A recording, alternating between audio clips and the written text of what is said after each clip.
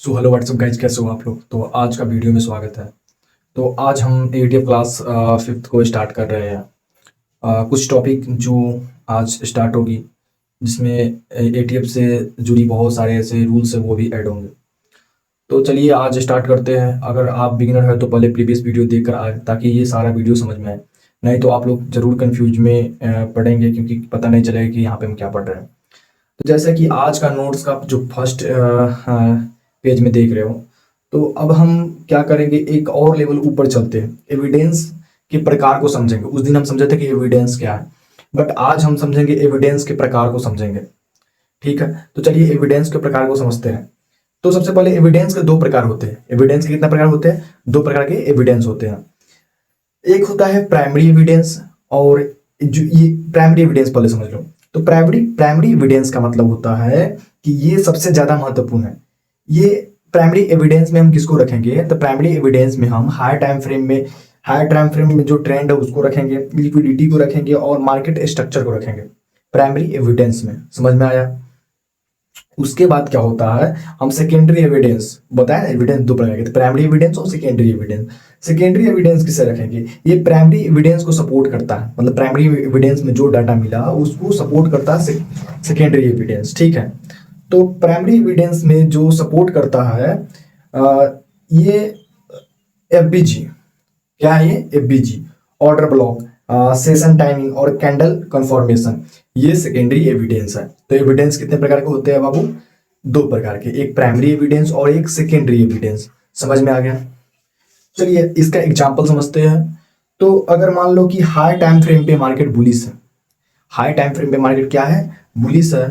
तो लेकिन सिर्फ बेयरिश एफबीजी मिला, और हाई टाइम पे बुलिश है और बेयरिश एफबीजी मिला, तो क्या ये सेल करोगे? तो आप बोलोगे भाई नहीं सेल करेंगे, नहीं सेल करेंगे। क्योंकि, तो आप सेल क्यों नहीं कर रहे हो? क्योंकि प्राइमरी एविडेंस बुलिश है। प्राइमरी जो एविडेंस मिला है मुझे वो क्या था? बुलिश था। और जो सेकेंडरी एविडेंस है वो बेरिश हो गया। तो दोनों में क्या हो गया? कंफ्लिक्ट हो गया। प्राइमरी में एक बुलिश है और सेकेंडरी में बेरिश है। तो दोनों एविडेंस में क्या हो गया? कंफ्लिक्ट हो गया। क्या हो गया? कंफ्लिक्ट हो गया। और गोल्ड का जो इसमें रूल ऐड होगा, इसमें क्या होगा? प्राइमरी एविडेंस हमेशा सेकेंडरी एविडेंस से ज्यादा महत्वपूर्ण होगा। मतलब जो प्राइमरी एविडेंस होगा वो सेकेंडरी एविडेंस से ज्यादा महत्वपूर्ण होगा।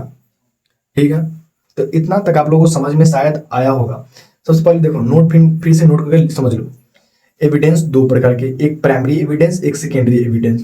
प्राइमरी एविडेंस में हम क्या देखते हैं? हार्ड टाइम फ्रेम को देखते हैं, उसके बाद लिक्विडिटी को देखते हैं, उसके बाद मार्केट स्ट्रक्चर को देखते हैं।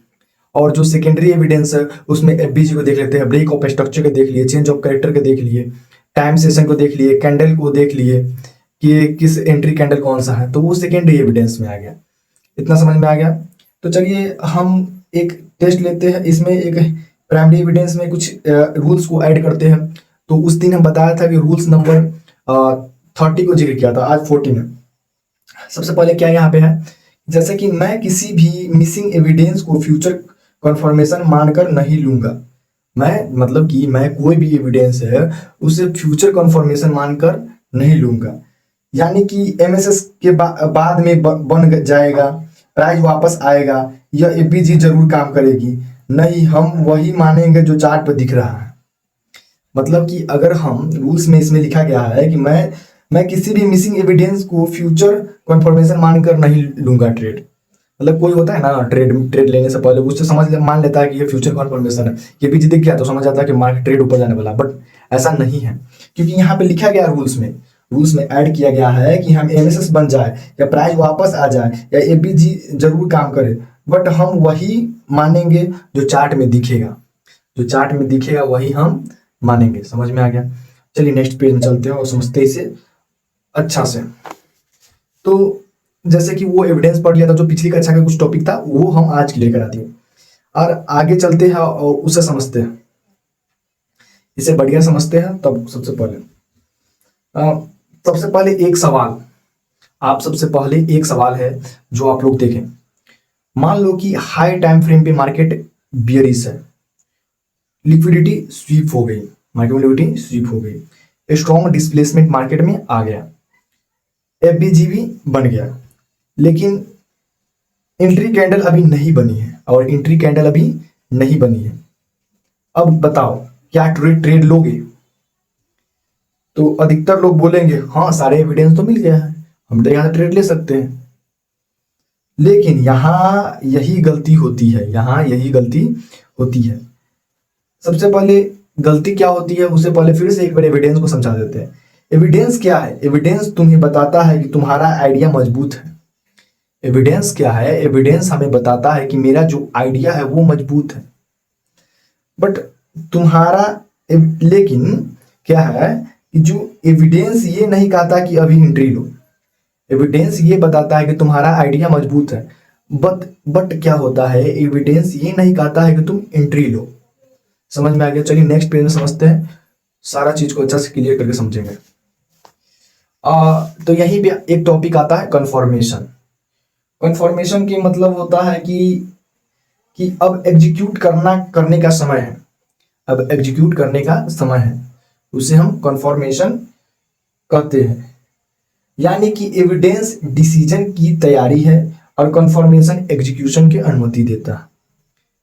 एग्जीक्यूशन की अनुमति देता है। समझ में आया? अब उदाहरण के लिए हम समझते हैं, ये अभी समझ में नहीं आई होगी तो अभी उदाहरण देते हैं और सारा क्लियर समझ में आएगा।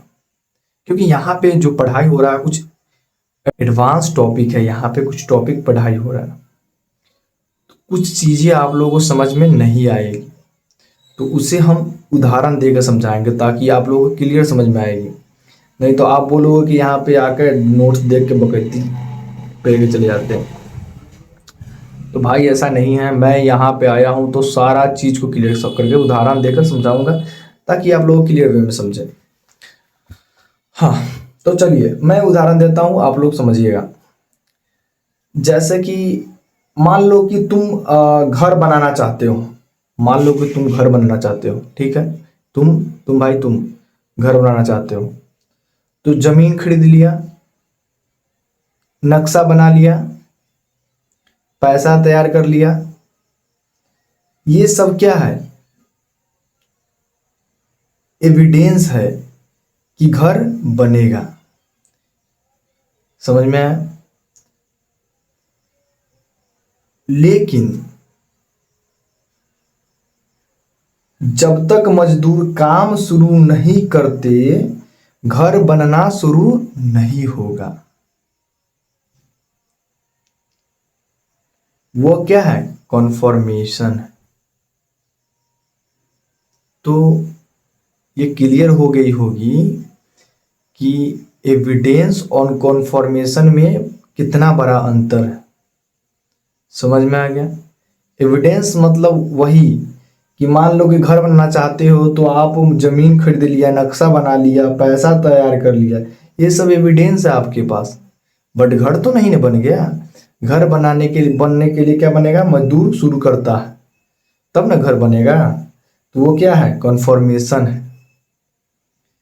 और जो ये देख रहे हैं ट्रेडिंग में, एविडेंस और कन्फर्मेशन का ये बांट दिया गया है दो भाग में।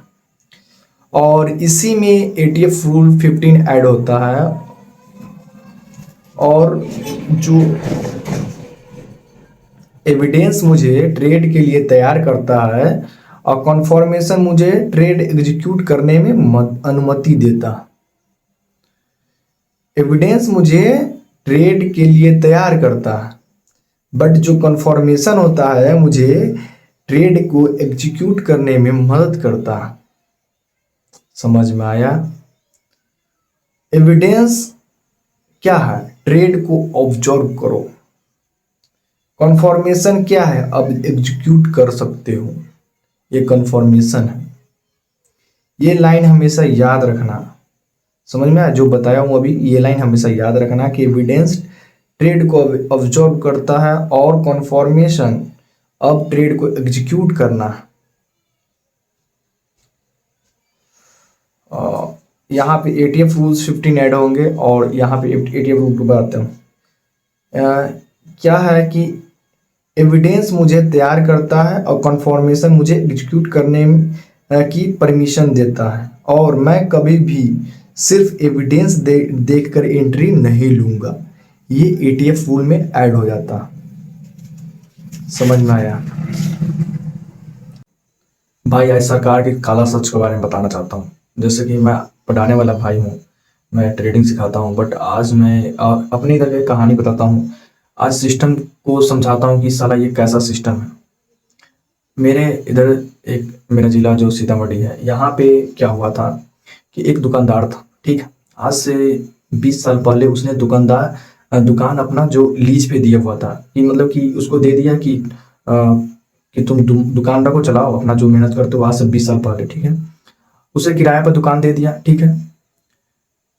वर्ष 2011 में क्या हुआ, उसका जो भाई सरकारी नौकरी की तैयारी कर रहा था ना, तो वो आया, बोलता है कि भाई मुझे नौकरी नहीं हुआ है, तो मैं अपना जो दुकान है ना, सरकारी जो हम दिए हुए है भाड़ा पे, उसी में हम दुकान करना चाहते हैं। तो उसने क्या किया कि वो उसको बोला कि दुकान हमको दे दो। तो जो साला रखा हुआ था उस दुकान में भाड़ा पे, उसने केस कर दिया, कहता कि ये मेरा दुकान है।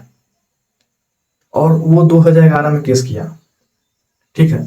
और लेने के लिए वो व्यक्ति ने उसको उसको लेने के लिए वो अपना पावर के दम पे, जो व्यक्ति था वो, उसने जिसका जमीन था, जिसका दुकान था, उससे लड़ते लड़ते आज 15 साल हो गया। और 15 साल बाद जाकर उसका जो संपत्ति था अभी मिला। तो इससे समझ रहे हो तुम कि सारा सिस्टम कितना गिरा हुआ है। कहता देश का इकोनॉमी बढ़ रहा है, रुपया नहीं बढ़ रहा है, डॉलर बढ़ रहा है। साला कहेंगे यही देश में उन्नति हो रही है। तो यही कहना चाहता हूँ आप लोगों से कि आप लोग मेहनत करें, स्किल बिल्ड करें। इसीलिए मैं ट्रेडिंग सिखा रहा हूँ। क्यों सिखा रहा हूँ? क्योंकि आप लोग ये स्किल सीखें, ताकि नेतों को कुछ नहीं करना चाहिए, सीधा। तो मिलते हैं नेक्स्ट वीडियो में। अगर वीडियो आज की कैसी लगी है, अच्छी लगी है, तो आप लोग चैनल को सब्सक्राइब करें और कमेंट में लिखें कि आज की क्लास हम लोगों को समझ में आ गई।